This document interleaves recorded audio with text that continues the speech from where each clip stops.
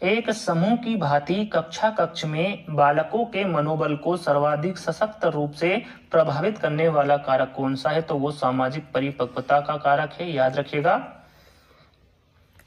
प्रयास तथा त्रुटि के सिद्धांत के प्रतिपादक कौन है? तो थार्नडाइक है। प्रयास एवं त्रुटि के सिद्धांत के प्रतिपादक।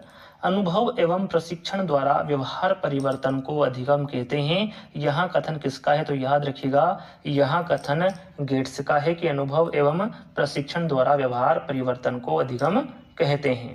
पियाजे ने व्यक्तित्व के विकास की कितनी अवस्थाएं बताई है? आप सभी को पता है, 4 अवस्थाएं बताई है। कौन कौन सी? कमेंट्स के माध्यम से बताइएगा। हिंदुस्तानी बी ने परीक्षण तैयार किया था, तो ये राइस ने किया था, याद रखिएगा, इंपोर्टेंट है। हिंदुस्तानी बी ने परीक्षण राइस द्वारा तैयार किया गया था।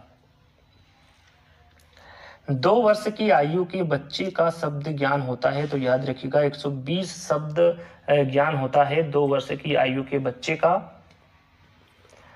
सतत एवं व्यापक मूल्यांकन होता है, तो ये विद्यार्थी केंद्रित सतत एवं व्यापक मूल्यांकन होता है। प्रक्षणात्मक अधिगम संप्रत्यय दिया गया है, किसके द्वारा दिया गया है? इंपोर्टेंट है, तो याद रखिएगा ये बेंडूरा द्वारा दिया गया है। प्रक्षणात्मक अधिगम संप्रत्यय वह अवस्था जो कि माता के 21वें गुणसूत्र जोड़े के अलग ना हो पाने के कारण होती है, वह अवस्था कौन सी है? तो वह अवस्था डाउन सिंड्रोम है, जो कि माता के 21वें गुणसूत्र जोड़े के अलग ना हो पाने के कारण होती है। उद्दीपक अनुक्रिया के मध्य साहचर्य स्थापित करने वाले प्रक्रम को क्या कहते हैं? तो यहाँ पर देख सकते हैं, अधिगम कहते हैं। उद्दीपक अनुक्रिया के मध्य साहचर्य स्थापित करने वाले प्रक्रम को अधिगम कहते हैं। व्यक्ति द्वारा जब किसी वस्तु को देखकर या स्पर्श पर ज्ञान प्राप्त किया जाता है, स्पर्श कर ज्ञान प्राप्त किया जाता है, तो वहां सीखना कहलाता है। तो यहाँ पर आप देख सकते हैं, वहां सीखना प्रत्यक्षात्मक सीखना कहलाता है। बालक के सामयिक के विकास के लिए किनका सहयोग सर्वाधिक अनिवार्य है? बालक के सामयिक के विकास के लिए किनका सहयोग सर्वाधिक अनिवार्य है? तो यहाँ पर आप देख सकते हैं, उसके वंशानुक्रम एवं वातावरण का सहयोग सर्वाधिक अनिवार्य है बालक के सामयिक के विकास के लिए। एक छोटा बालक जब गणित के प्रश्नों को हल करता है, तो वह कौन सा सिद्धांत प्रयोग में लाता है? तो यहाँ पर आप देख सकते हैं, प्रयास एवं त्रुटि का सिद्धांत प्रयोग में लाता है एक छोटा बालक जब गणित के प्रश्नों को हल करता है। तो प्रोजेक्ट प्रणाली का प्रयोग किस शिक्षा पद्धति के अंतर्गत किया जाता है? तो ये प्रगतिशील शिक्षा के अंतर्गत किया जाता है। प्रोजेक्ट प्रणाली का प्रयोग तार्किक गणितीय बुद्धि संबंधित है, तो ये बहुबुद्धि सिद्धांत से संबंधित है। तार्किक गणितीय बुद्धि। मानवतावादी अधिगम सिद्धांत दिया है, यहाँ पर मानवतावादी जो अधिगम सिद्धांत है वो मेस्लो द्वारा दिया गया।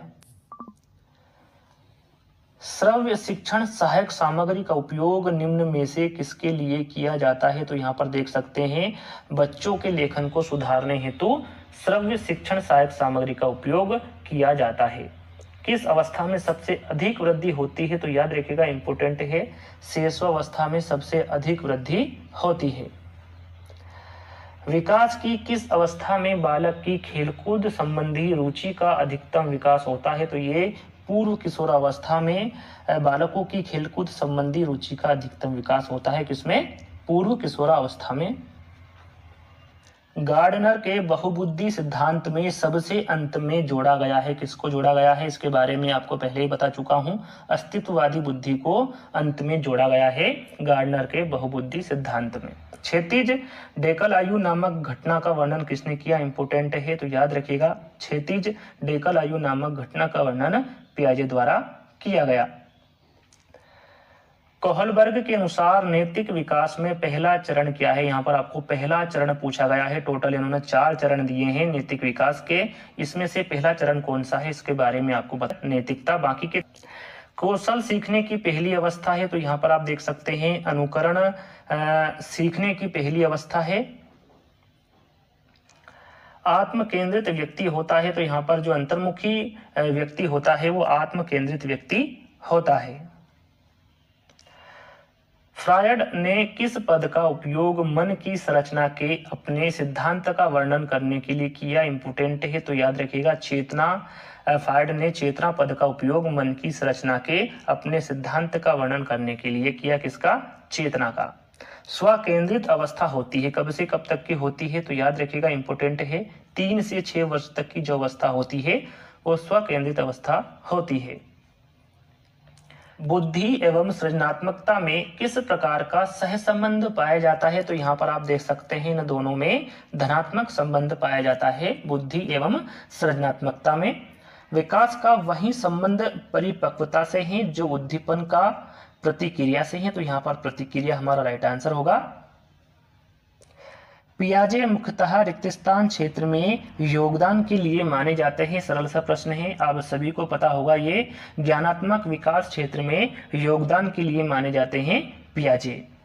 किशोरावस्था को तनाव एवं तूफान की अवस्था किसने कहा? इंपोर्टेंट है और सरल प्रश्न है, ये स्टैनले हॉल ने कहा तनाव एवं तूफान की अवस्था।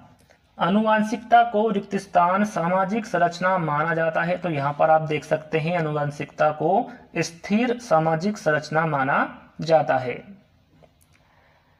डिस्ग्राफिया मुख्यतः किस कठिनाई से जुड़ा है? दोस्तों इस प्रकार के प्रश्न एग्जाम में पूछे जाते हैं, एक प्रश्न तो आता ही आता है। परीक्षा में तनाव निष्पत्ति को प्रभावित करता है, यह तथ्य किस प्रकार के संबंध को स्पष्ट करता है? तो यह संज्ञान भावना को स्पष्ट करता है। अनुबंध का सिद्धांत दिया, इंपोर्टेंट है, आप सभी को पता होगा कि अनुबंध का जो सिद्धांत है वो पावलोव द्वारा दिया गया। पुनर्बलन का सिद्धांत किसके द्वारा दिया गया? इंपोर्टेंट है दोस्तों, पुनर्बलन का सिद्धांत शायद यहाँ प्रश्न भी मैंने आपको पहले ही बता दिया है कि पुनर्बलन का जो सिद्धांत है वो कोहलर द्वारा दिया गया। चलिए अगला प्रश्न है, सीखने के सिद्धांतों के संदर्भ में इसके फोल्डिंग रिक्त स्थान की ओर संकेत करता है। इंपोर्टेंट है, एग्जाम में पूछा गया है। तो यहाँ पर जो सीखने के सिद्धांत के संदर्भ में इसके फोल्डिंग सीखने में वयस्कों द्वारा सहयोग की ओर संकेत करता है। अनुक्रिया उद्दीपक का सिद्धांत किसने दिया? तो यहाँ पर आप देख सकते हैं ये स्किनर द्वारा दिया गया अनुक्रिया उद्दीपक का सिद्धांत। चिंतन तथा तर्क का उद्देश्य है, तो यहाँ पर चिंतन तथा तर्क का उद्देश्य समस्या का समाधान करना है। मापन किया जाने वाला व्यक्तित्व का प्रत्येक पहलू व्यक्तित्व भिन्नता का अंश है, यहाँ कथन किसका है? तो यहाँ पर आप देख सकते हैं यहाँ कथन स्किनर का है। बौद्धिक शब्द किससे बना है? यहाँ पर बौद्धिक शब्द है, ये किससे बना है? तो यहाँ पर आंसर देखिए आपके सामने नहीं दिख रहा है, तो सबसे पहले तो कमेंट्स में बताइए कि बौद्धिक शब्द किससे बना है। जल्दी से कमेंट्स में इसका आंसर दीजिए, उसके बाद में आपको इसका आंसर बता देता हूँ। तो यहाँ पर हमारा राइट आंसर होगा बौद्धिक शब्द बुद्धि से बना है। किससे बना है? बुद्धि से। चलिए अगला प्रश्न है, बालक के विकास की प्रक्रिया एवं विकास की शुरुआत होती है, तो ये बहिर्मुखी व्यक्तित्व से होती है। बालक के विकास की प्रक्रिया एवं विकास।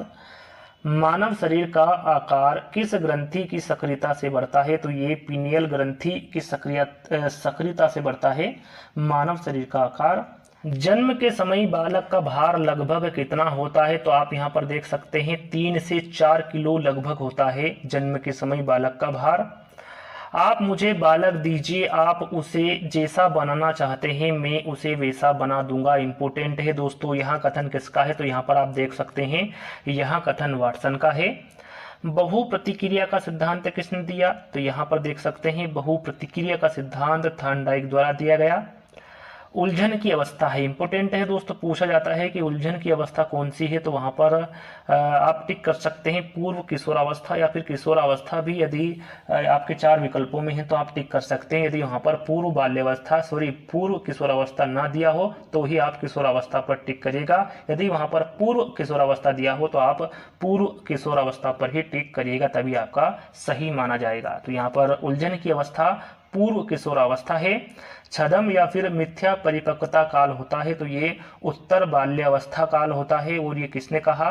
मिथ्या परिपक्वता काल होता है उत्तर बाल्यावस्था, तो ये रास द्वारा कहा गया। याद रखिएगा, उत्तर बाल्यावस्था मिथ्या परिपक्वता का काल होता है, ये किसने कहा? तो ये रास द्वारा कहा गया। और मिथ्या परिपक्वता काल कौन सा होता है? तो वो उत्तर बाल्यावस्था होता है।